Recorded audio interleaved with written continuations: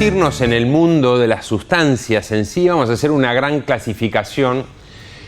podríamos decir farmacológica, toxicológica, como para que después cada una de las clases puedan orientarlos en cada una de las sustancias. Goodman y Shillman para mí tienen la mejor clasificación de sustancias porque es el único que clasifica las sustancias en estimulantes, depresoras, alucinógenas y los cannabinoides los pone aparte, y vamos a dedicarle un ratito al por qué ponen los cannabinoides aparte. Pero podríamos, había una vieja clasificación que eran las analépticas, psicolépticas y dislépticas, que ya no las usamos y me parece más claro esto de estimulantes, depresores y alucinógenos, además de los cannabinoides. Y vamos a empezar por los estimulantes. Cuando hablamos de los estimulantes, durante muchos años las sustancias patrón de los estimulantes eran las anfetaminas. Hoy por hoy quedan reguladas dos anfetaminas comercializadas, son el Mazindol, la fenfluramina, que ya no se utilizan prácticamente, no tienen indicación, pero que todavía están en el mercado comercial, el mercado farmacéutico. Pero digamos que vamos a poner como sustancia patrón de los estimulantes a la cocaína. Y dentro de la cocaína es una sustancia que proviene de una planta, que la tenemos en nuestro altiplano y de ahí hacia arriba, en todo lo que es la zona cordillerana, Bolivia, Ecuador, Colombia. Es una planta que crece naturalmente más allá de su cultivo y del que a través de un proceso químico muy largo se obtienen dos sustancias. Uno más corto, más rudimentario, podríamos decir, que es la extracción de la cocaína para producir la pasta base, y a partir de la pasta base una desviación que es lo que hoy llamamos cocaínas fumables, que durante mucho tiempo se llamó Paco, los brasileños le llamaban bazuco o crack, y algo parecido en el resto de América Latina, pero que hoy decidimos llamar cocaína fumable, ya que nunca se puede lograr dos análisis similares en la composición, y que esto básicamente es cocaína base tal como alcaloide de la planta de cocaína, con el agregado de bicarbonato, que ayuda en el pK y el pH. No nos olvidemos que la cocaína tiene un pK y un pH muy alto, el bicarbonato mejora la extracción, y además cafeína, y siempre con algún adulterante de los que los uruguayos demostraron y después nosotros que era mucho, la más frecuente era la fenacetina, un viejo antiinflamatorio que sirve para prolongar un poco la vida media de esa cocaína base que contienen las fumables. Y después decíamos un proceso un poco más largo, más refinado desde el punto de vista químico, con productos más refinados, los precursores más refinados, que termina en una sal que es la que comúnmente en la calle se conoce como cocaína y que sirve para ser aspirada, no inhalada, aspirada. ¿Por qué? Porque la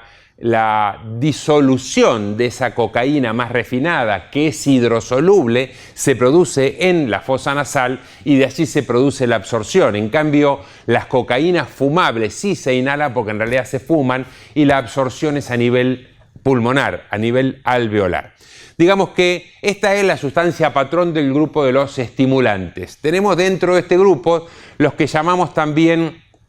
anfetaminas sintéticas, y que las ponemos dentro de este grupo, pero que están cabalgadas con el grupo de los alucinógenos, porque dependiendo la dosis pueden producir más efecto alucinógeno que además del estimulante. Y dentro de este grupo tenemos los derivados metanfetamínicos, y básicamente el más conocido de ellos es el MDMA, metilendioximetanfetamina, que es el éxtasis. La diferencia en la forma de acción con la cocaína es muy sutil, tiene una acción mucho más sobre la vía serotoninérgica que sobre el resto de la noradrenérgica y dopaminérgica, que claramente tienen todas, pero que tiene un poco más en este caso la cocaína.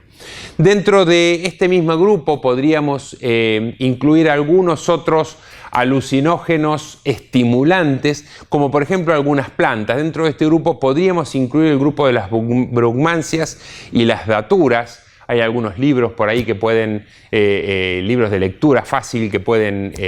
ilustrarlos sobre este tipo de plantas. Tanto las daturas como las brugmansias, conocidas en la brugmansia en todo el territorio de mitad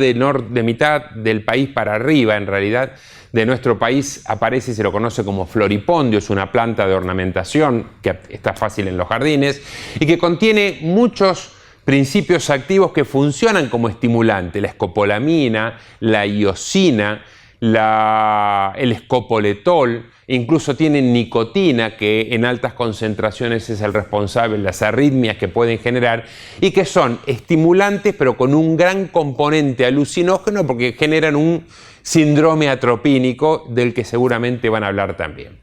Después tenemos el grupo de los depresores. Dentro de los depresores tenemos como sustancia patrón claramente el alcohol. Ustedes saben que el alcohol es siempre un depresor, incluso cuando en bajas cantidades, que produce bajas concentraciones en sangre, produce este efecto como estimulante, hilarante, de alegría. En realidad eso es un efecto paradojal que produce el alcohol sobre la corteza cerebral y es un efecto claramente depresor. Así que el alcohol, de hecho, durante algún tiempo se usó como anestésico, por eso en altas concentraciones, llegando a los 4 gramos por litro de sangre, produce coma, y en los 5 produce la anestesia del bulbo y el paro cardiorrespiratorio que sobreviene. Dentro de este grupo también tenemos un grupo muy importante para nosotros por la frecuencia de uso, que son el grupo de los psicofármacos. Y aquí los dividimos en 2 grupos: el grupo de los barbitúricos, que ya prácticamente no se usan, que se usaron mucho en los años 60, 70 y hasta principios de los 80, y que se los usaba como sustancias de abuso, además de como medicamentos. Hoy quedan muy pocos y con algunas indicaciones puntuales, como por ejemplo para algunos tipos de epilepsia, pero sí tenemos un vasto número de psicofármacos que son las benzodiazepinas, muy conocidas por todos ustedes y que han marcado tendencias, cada alguna de ellas por años. Qué sé yo, en los 80, 90, en los 70, 80 la más usada era el diazepam. En los fines de los 80, 90 el más usado fue el bromazepam. Después apareció cerca de los 2000 el alprazolam, que nos generaba muchos problemas también en el hospital, y después del 2009, 2010 se instaló fuertemente el clonazepam, y que siguen siendo este grupo de psicofármacos, básicamente por la banalización que se hace de ellos, esta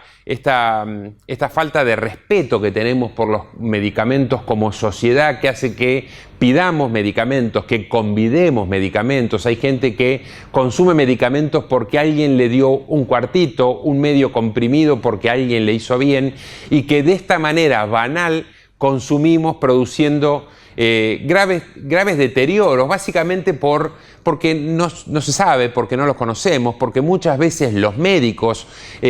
carecemos de la lectura suficiente antes de una prescripción, y nadie como los médicos para tener que ser aquellos señeros que indiquen cuando una sustancia puede ser nociva o no. Solo los médicos somos los que sabemos las interacciones, los efectos secundarios, los efectos adversos de las benzodiazepinas. Y ¿saben una cosa? No hay ninguna benzodiazepina que tenga una indicación por más de 3 meses para ser usada. Ninguna benzodiazepina, pero esto no solo lo dicen los libros de farmacología, hay evidencia clara del deterioro neurocognitivo que generan a largo plazo las benzodiazepinas. Y fíjense que aquellas personas que tienen por algún motivo puntual, particular, una indicación por más de ese tiempo, normalmente se les termina agregando un antidepresivo, y entonces empezamos con otros problemas a nivel neurocognitivo también. Pero bueno, este grupo de fármacos nos genera muchas intoxicaciones agudas, porque aquí tenemos todos los que son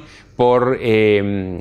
intentos de autoeliminación, intentos de suicidio, que normalmente son las más usadas, pero además tenemos todas aquellas que son usadas en asociación con otras, y esto también es un problema de los años 2000 y los 2010 que estamos transcurriendo, porque hoy por hoy la gente asocia sustancias. El cocainómano baja los efectos que no le gustan de la cocaína con alcohol o con benzodiazepinas. Los que consumen alcohol en altas cantidades terminan consumiendo benzodiazepinas. Por lo tanto, la asociación es muy frecuente.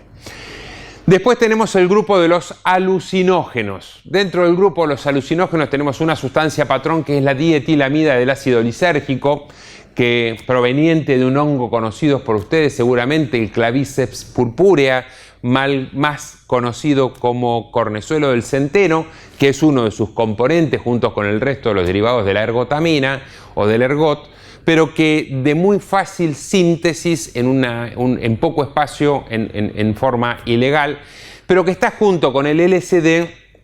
aquellas sustancias que son capaces de generar alucinaciones como el LSD, y dentro de los que tenemos algunos que ya mencionamos, como son las anfetaminas alucinógenas, tanto sea el MDMA como algunos de los derivados metanfetamínicos también, y dentro de este grupo podríamos poner los cannabinoides sintéticos, que si bien son cannabinoides, que como dijimos inicialmente vamos a ponerlo como cuarto grupo, tienen gran parte de alucinación dependiendo de la concentración, ya que la marihuana en altas concentraciones puede provocar alucinaciones, con lo que también está dentro de este grupo. Y por último, ya para terminar, vamos a hablar de los cannabinoides. Los cannabinoides, otra planta natural, y que en algunos casos se confunde lo que es el uso recreativo con alguna capacidad terapéutica que puede tener alguno de los componentes de los cannabinoides, está ubicado por Goodman y Gilman, decía inicialmente, en este cuarto lugar, porque tiene capacidad de generar depresión del sistema nervioso, estímulo del sistema nervioso y además generar ilusiones o alucinaciones. Recuerden que las ilusiones son aquellos estados donde hay un objeto que puede generar y tener deformaciones, mientras que la alucinación es una visión sin objeto claro o con un objeto nuevo. Por lo tanto, la marihuana tiene la capacidad de generar ilusión, es lo que más se ve, o la capacidad de generar alucinación, y se manifiesta mucho más esto cuando es ingerida la marihuana. Pero quiero hacer un detalle que seguramente van a ver más adelante, una distinción, y es lo que es el uso del recreativo de la marihuana, que sabemos que es una planta que tiene muchos principios activos, alrededor de 400 principios activos tiene la planta de marihuana, de los cuales entre 60 y 80 son cannabinoides. El más activo de esos cannabinoides es el delta 9 tetrahidrocannabinol, de ahí lo de THC, para identificar a la marihuana, y tenemos uno de ellos que es el CBD, el cannabidiol. Es el cannabidiol el que hoy por hoy se ha descubierto o se conoce que tiene más propiedades terapéuticas y que hasta el momento sabemos que tiene indicación y tenemos evidencia científica clara que es efectivo en algún tipo de epilepsia, sobre todo en niños, como es el síndrome de Weiss, y pudiera ser efectivo en tratamientos crónicos de dolor crónico como coadyuvante de otro medicamento. Hasta ahí es donde tenemos evidencia. Hay algunos estudios que hablan de que pudiera ser efectivo en la polimiositis, en la fibromialgia, en algunos tipos de algún otro tipo neurológico de alteración, pero por el momento no tenemos evidencia clara de ello, así que veremos si aparece o no, cuando se puede investigar a partir de la nueva ley que permite la investigación sobre la marihuana acá y en otras partes del mundo. Pero quiero que quede absolutamente claro que no tiene absolutamente nada que ver el consumo recreativo con el uso terapéutico del cannabis. Si el uso terapéutico del cannabis será por síntesis a partir de la planta de marihuana, sacando el cannabidiol, será produciendo un medicamento que se producirá en gotas, inyecciones, jarabes, aceites, comprimidos, pero fumar un porro de marihuana no tiene absolutamente nada de terapéutico, y por eso son dos cosas distintas, cuyo paralelo podríamos hacer con la morfina. Durante muchísimos siglos, algunos países de Oriente han consumido opio fumando opio. De la planta de opio, de la planta de amapola, salen varios medicamentos, la morfina, sale la codeína, sale el paregórico, pero definitivamente nadie que tiene un dolor agudo recurriría a fumar opio. Claramente usaría la morfina, porque una cosa no tiene nada que ver con la otra. Por lo tanto, aclarado esto, podemos dar por terminada esta clasificación.